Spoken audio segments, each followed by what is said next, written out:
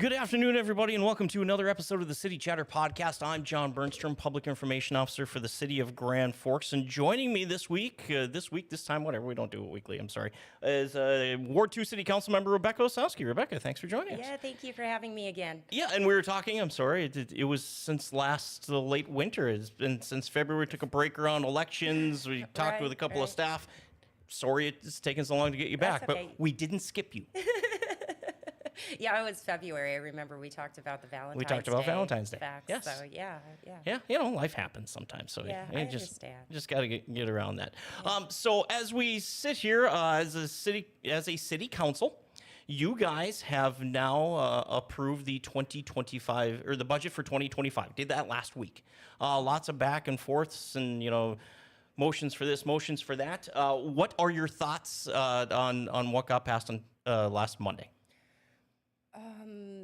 I think it is what it is, and I'm just kind of happy it's over. It's a long process going through the budget, and so this was, my third time? So your third or your third? This was your third okay. Go at it. Yep. Yeah. I don't know. I felt this year it went a lot better just even reading the budget and reading what was proposed and knowing where to look for information in the different funds. So I thought it went a lot better.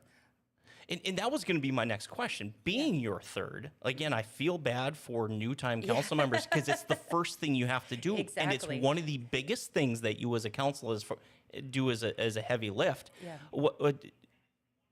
I don't want to say has it gotten easier, just is it more along the lines of, like you mentioned, you know what you're looking for. Right. I think it just comes with time. I remember the first year I was handed this giant binder and told, it's budget time. You're and right. I had no clue. I had no clue even what I was looking at, what I was really supposed to do. I mean, they were really nice. They try to explain it the best that they can. I think they do a really great job at that, but I just think it takes a little while to get a little familiar with it. I will say this from our finance staff. Yes, they explain it to their best of the ability, right. But it's a 300, 400 page binder it's you huge. get. It's right? Like this big. And they're explaining it, and it's a lot to soak in. It is. They may explain it the same way 3 years ago as they did this year. I think part of it from your standpoint is you just have a general idea of understanding their language a little bit. Right. And I just think there's a little bit of a learning curve with it. But I think this year, from my end, it went a lot better than it has in years past. So. And then, this is something I've asked other council members. As a council member, do you follow the other entities, school district, park board, in their budget process? Or are you, because it all happens at the same time, or are you focusing really hard on the city budget? I really just try to focus on the city budget. I try to pay attention to what goes on, with the school board and the park board and the different entities. But for the most part, I just concentrate on the city stuff. So. All right. Yeah. It's a big lift. I joke with our finance department, the 2025 budget is done. Take a week off. Go start working on 26. Yeah. Right? The agendas have been pretty small, though, since we passed the budget. So I feel like they kind of give you a little bit of a break, or they try to. Yeah. Yeah, that's on staff as well. Yeah. So now we get back into another heavy lift. You as a council have been addressing Ultra Indoor Sports and Aquatics Center, Turf and Aquatics, whatever you want to call it, really getting close to a final design for you as a council to approve to then go forward to bid. That's coming up here in the next couple of weeks. You as an individual council, I'm not asking city council in general. Okay. I'm talking to Rebecca here. Okay. What do you want to see in that facility? I just want us to get the best bang for our buck, I guess. I want to make sure that all of the space within the facility is going to be utilized and to really help support the operating costs of it. I think the operating costs make me a little bit nervous, but I think if it's done right the first time,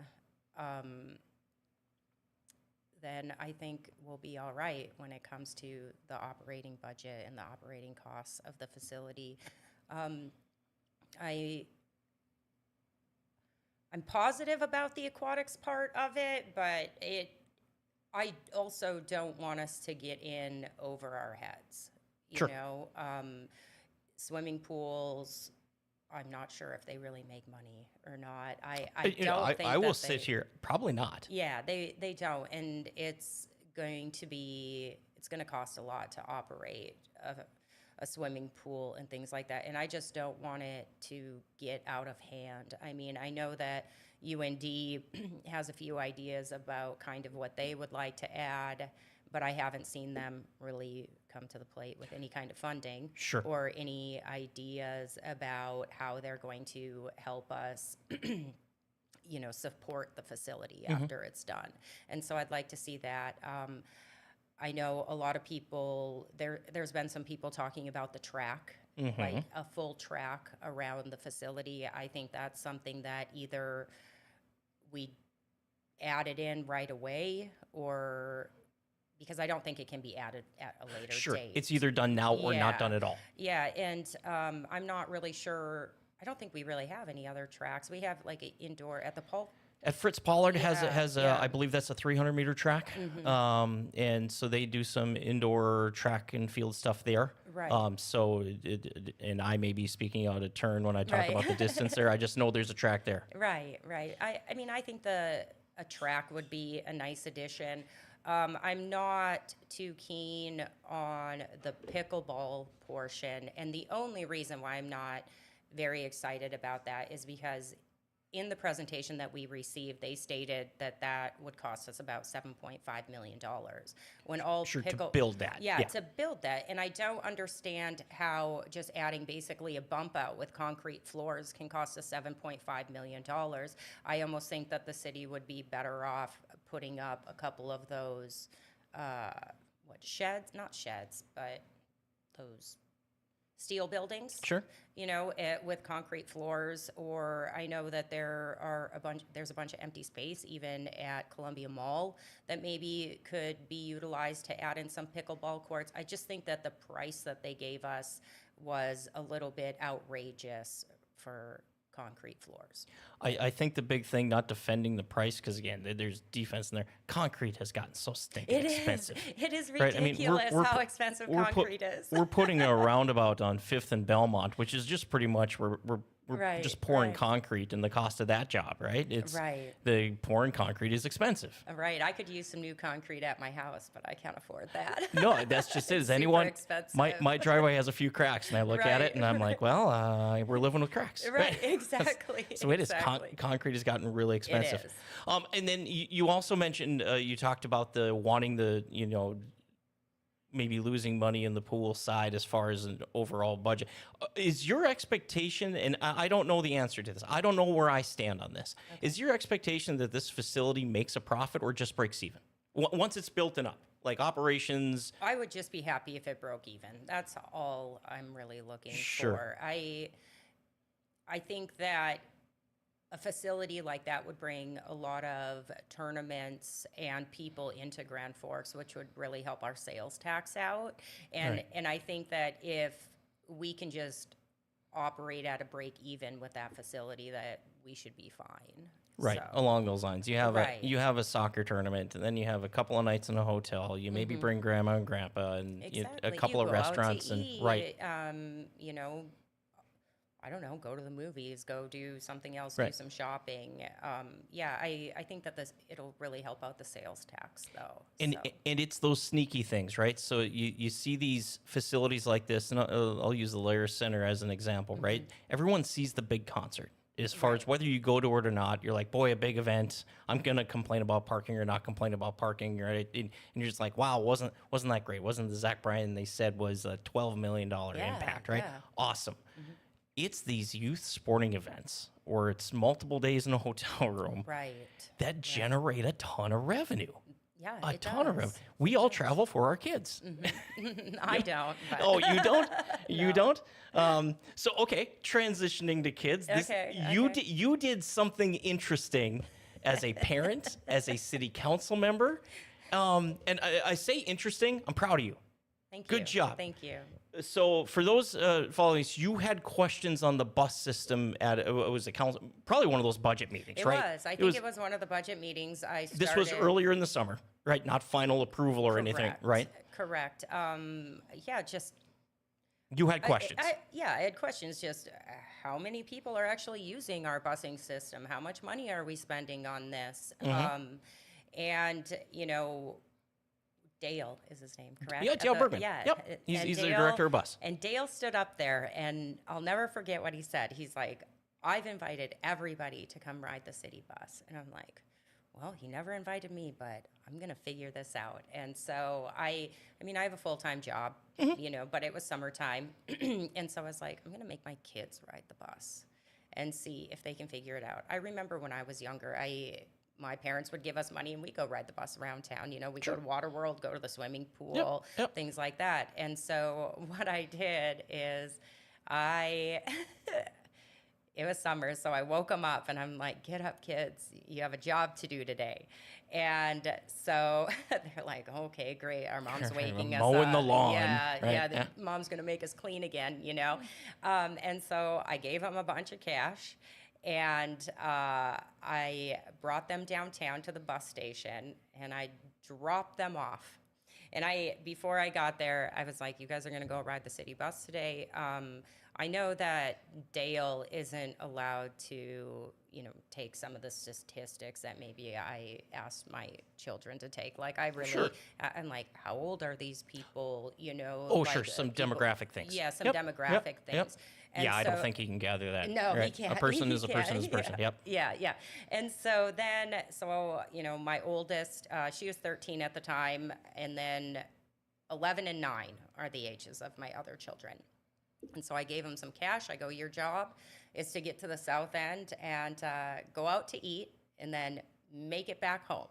Okay. I told them to make it to Valley Sure. because there's a bus stop. Get to the school. Yeah, get to the school. Yep. Get to the school. And so they're like, oh, well, what do we do? How do we buy bus tickets? I'm like, I don't know. Like, you guys have cell phones, so the worst thing that happens is you get off somewhere and I come get you, no big deal. And so I dropped them off at the bus station, and they didn't know how to buy tickets. They had no clue about anything. And they were a little nervous, but I kind of waited outside the bus station to make sure, everything was okay. And they got bus tickets, and they made it on the bus all the way over. They went and ate at Culver's where they made it. Sure, Yeah. you said go get lunch, and they got ice cream, didn't they? I'm sure they got ice cream Right. also, but they must have had enough money because then they walked over to Super Target and bought Starbucks. Oh, there you go. Yeah, and then I'm assuming there's a bus stop there because then they told me that they hopped on the bus at Starbucks or at Super Target, and then they made it all the way back to Valley. And they did it all on their own. They did write down some of the information that I asked them to take. And there was a surprising number of people that were actually riding the bus, like on a random Tuesday in the middle of the day, which I'd never You really... didn't pick 8 a.m. on Monday. No, I did not pick 8 a.m. on Monday. It was like a random day, 11 maybe I dropped them off at the bus station. Sure. And so there were, like 20 people on each bus. I'm just kind of rounding. And it seemed to be utilized. And so they all really learned something that day. They learned how to work the public transit system. They got really excited because they now realize that they can get anywhere in town that they want to go. Yeah, their world just got really big. Yeah, it did. They were really excited about it. They learned to navigate it. My youngest told me, I asked her what she learned, and she's 9.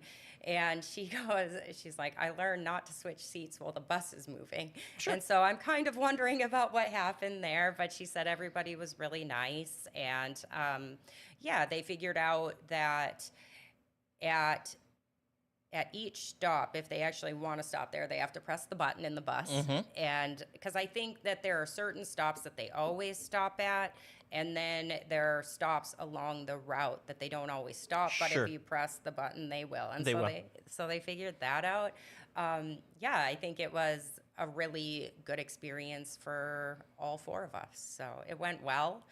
They haven't been back on the bus, but they're in school now. So It's different. Yeah. Quick question. No, I'm putting city staff on the line here. How was their customer service experience. Yes, they were on the bus and they got through it. They obviously had questions that got answered at some point. I'm assuming they did because they Right. didn't know what to do. My oldest is pretty good with her cell phone, though. So Oh, I think, sure. by the time she came back, she had the app downloaded. And She was everything. savvy enough Yeah, to- she was savvy enough to figure Yeah. that out. No complaints. Good deal. None at all. But I don't think they would tell me if they got in trouble on the bus or anything like that. No, but like they. Let's just say there's no criminal report out there anywhere that kids were causing a ruckus on the bus. I Right. hope not. That's right. So now is the question. Okay, first off, kudos to you. Right, you had questions. You understood some of the questions that legally you couldn't answer. Right, Right, or right. or doesn't gather. Right, right. So you're like, I need to figure this out on my own. Which makes me wonder the next city service. What's the next? Should we come up with a roster for city council members, whether they or their family should go do? Bus is a good one. Do we?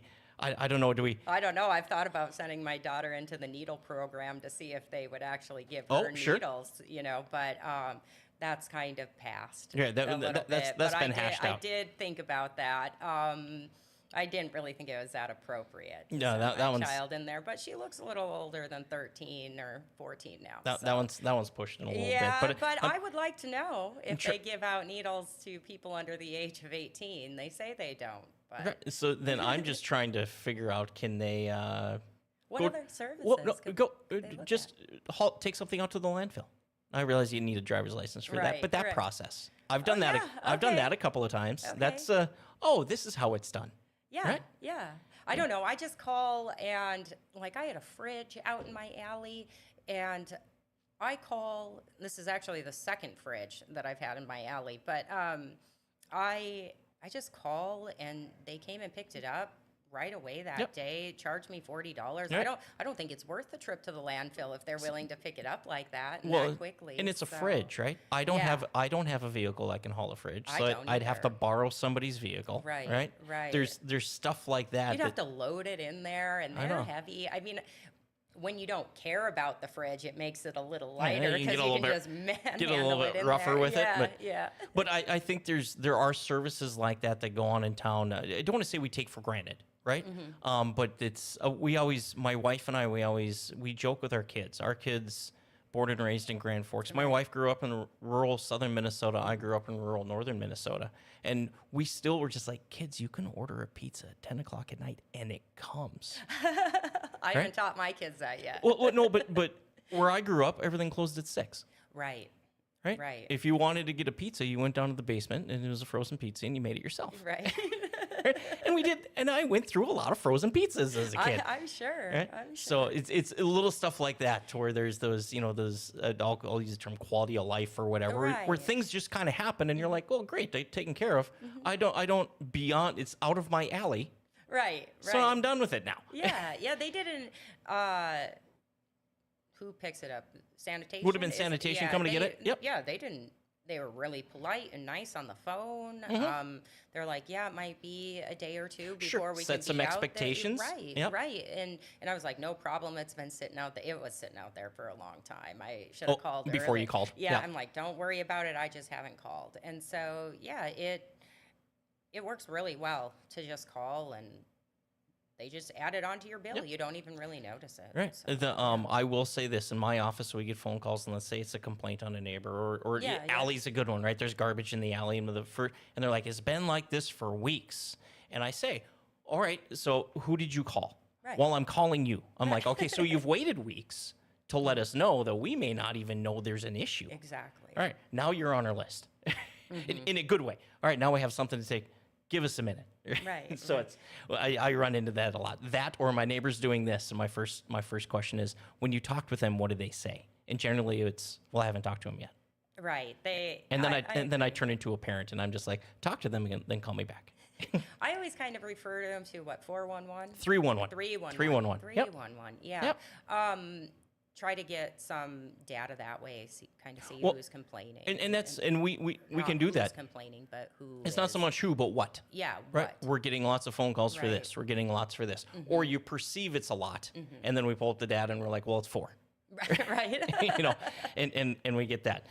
So you talk about people in your ward.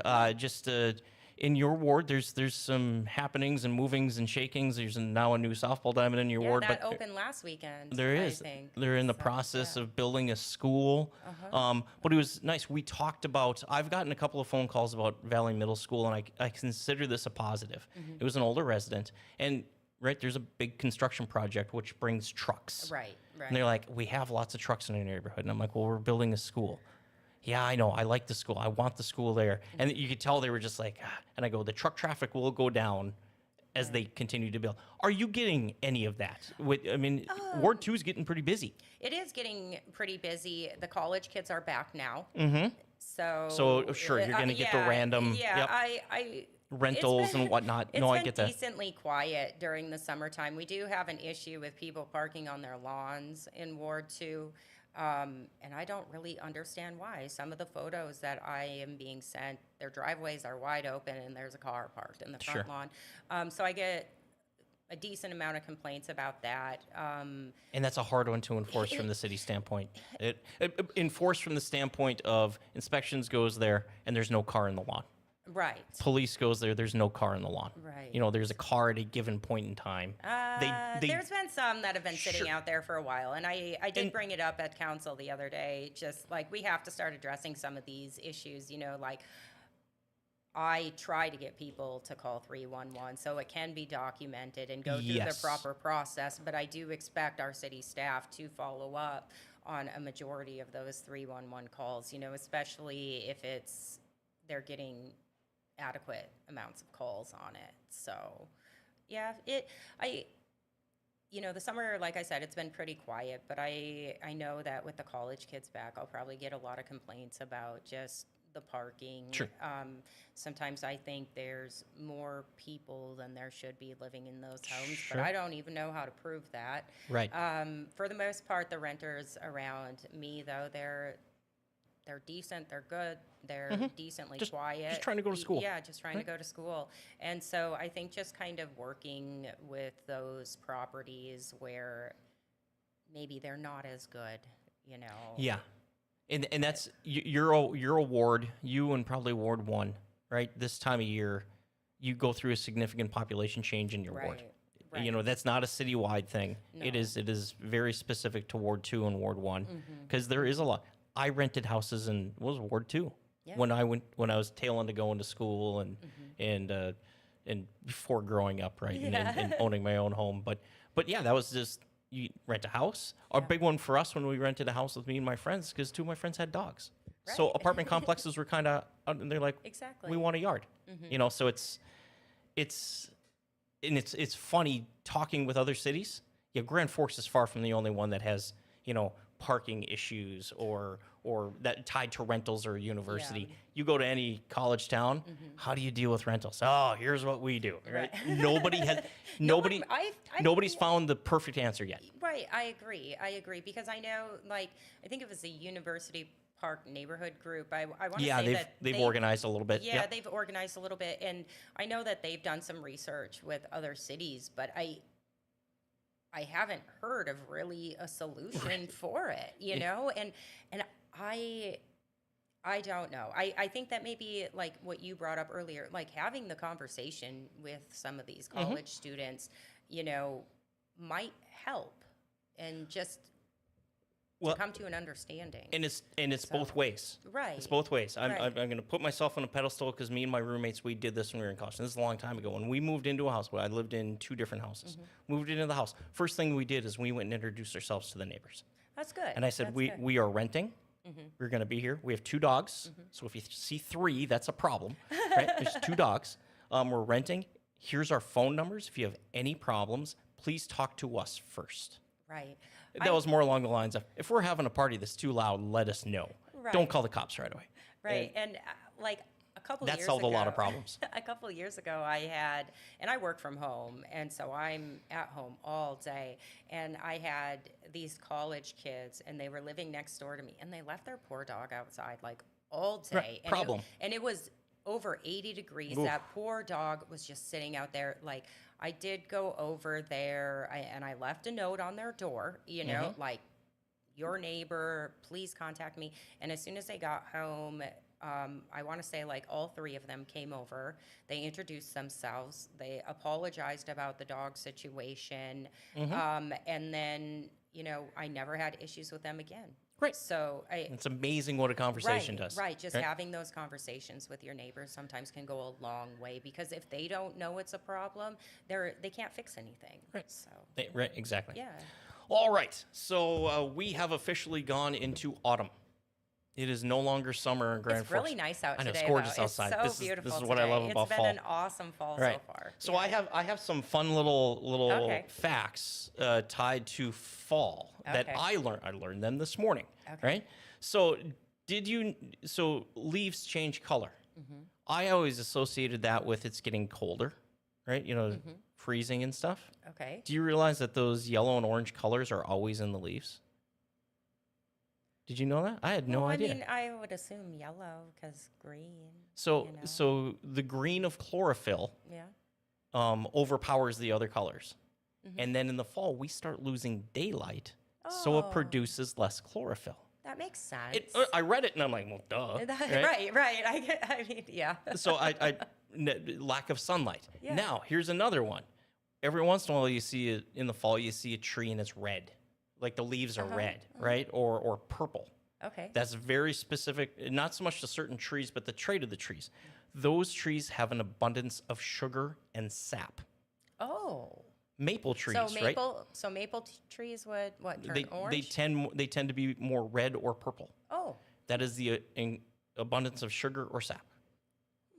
So you can tap those ones then. Well, I know that's what they do. Hey, I like free sugar. Yeah, there we go. Right. I've watched a few videos on like tapping a maple tree. I'm like, that sounds like a good idea. Yeah, I like stuff like that. yeah. And then migration of birds, right? Birds Oh, are okay, flying yeah. south for the winter. There's a bird, I'm probably going to pronounce this wrong, Arctic tern, Tern. It travels 11,000 miles one way. Where's it go? I'm assuming south somewhere. Well, yeah, but But it goes what's 11,000 miles it's, away? It's obviously from the Arctic Circle somewhere. It's an Arctic tern. I don't know where 11,000 miles from there puts it, southern Right. United States probably. But here is where they come. well, then it to just says migrate. Arctic tern, so I'm assuming it goes warmer. 11,000, and then it does the same thing in the spring, just the other direction. Oh, wow. 22,000 miles of migration in a calendar year. They must be pretty fit Right. birds to fly that far. Right? And when it's wintertime around here, I complain about, wow, do I need to go to Hugo's? It's across town. I don't know. Right. It's icy out. It's cold. I don't like driving here. It's too far away. It took me forever to get here with the construction. I was going to run an errand before I actually got here, but I bailed on that plan once I saw the backup in traffic. So heads up. So Washington Street we're working on. Yeah, that's what I took Columbia here. we're working on. Right, Yep. right. Next year we're working on those two again. In fact, Columbia is probably going to be closed next year. Yeah. But we got to get all that done. Yeah, we have construction So season. so we can then do the overpass underpass at 42nd and Columbia. That's going to be exciting. Right. So I'm excited about that. fast forward So- 5 years and we have them all open and all redone. Right. We can get there. We're in it together. It's only rough for a couple months. Even Columbia, they just, they had that one small part where they were doing the circle. That was kind of down to one lane. Where they were doing that. And then just recently, they blocked off the overpass. We're down to one lane in each direction. Now we there. are. They're Now we sandblasting there. Let's just say you don't want those sandblasters hitting your car. Yeah, I don't. No, that's messy. And then next summer, Columbia Road overpass is getting shut down to be redone. I don't know if you remember in years past, that thing kept buckling on us. It makes me nervous, so actually. So I'm excited to get it redone. It's Band-Aided up right now. Right, and that makes me nervous. And so it's a permanent fix. It's a permanent fix. Yeah. They determine they're just like, there's only so much lipstick we can put on this pig. Right. So we've got to get this thing completely done. Yeah, when it buckled a year or two ago, Yeah, that really that's scary. made me nervous. I was like, is this even safe? So Yep, and it got inspected and right. it got And I'm really happy to see us working on that bridge. I know it's just sandblasting right now, but it's part of an overall right, process. right, We're doing exactly. this. We're doing other work Exactly. next year, all kind of tied together. But yeah, when that one it's buckled 3 or 4 times at those joints, Right. but it's we fix it, and it's always a different joint that buckles. And it's just a pain in the butt, and it involves DOT. And guess what? You're pouring concrete again that we determined in this podcast concrete. is not cheap. No, So- but I like concrete. I wish I had concrete. Oh, so. it would be perfect if every street were concrete, right? Right, We would have. right, You talk yes. about taxes in Grand Forks then if we had every street of concrete. Well, I can think of some things I'd like to defund to get more concrete, I but tell you what, you can eliminate my position and pour I a don't know. I kind of like you. pour a square foot, right? That's Yeah. that's how it goes. Yeah. Rebecca, thank you. Yeah, thank you Another for episode of having the me. podcast here. It's, Yeah. it's worked out really well. We've covered some good items. Because of the way things work, I'm not gonna lie. I took a summer break. All right, I took That's a fair. little That's break in the fair. summer. So we'll go through here again, and we'll get through, and we'll be probably talking snow removal and stuff. They're saying it's going to be a wetter and colder winter. We got spoiled last year. Yeah. We're due. Rebecca Osowski, thank you very much. Yeah, thank Appreciate you for it. having me. Thanks. Rebecca Osowski, Ward 2 City Council member, joining us here in the City Chatter podcast. If you want to watch this episode or any other past episodes of the City Chatter podcast, go to grandforksgov.com/podcast. We'll catch you next time.